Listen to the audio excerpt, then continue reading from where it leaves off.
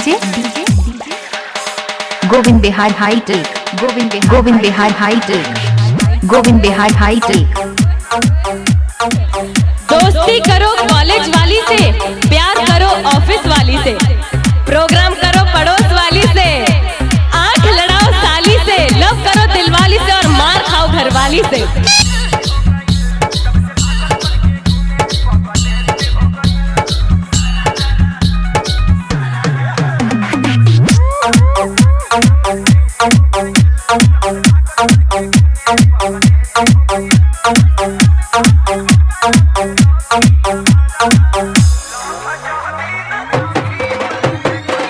अब आएगा मजा।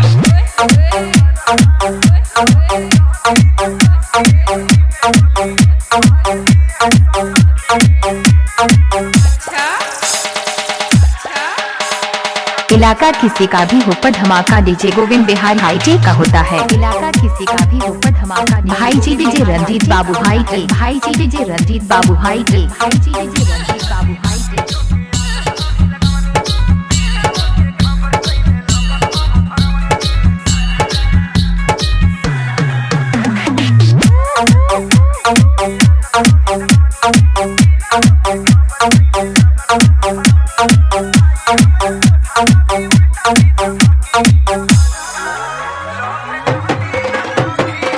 अब आएगा मजा।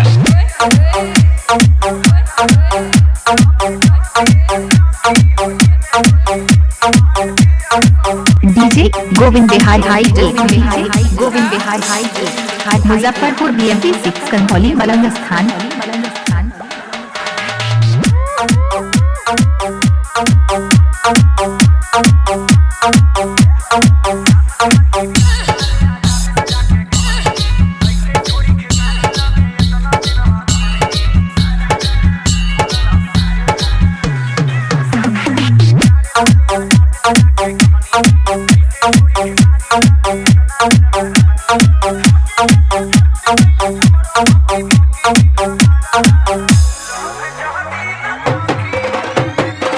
अब आएगा मजा।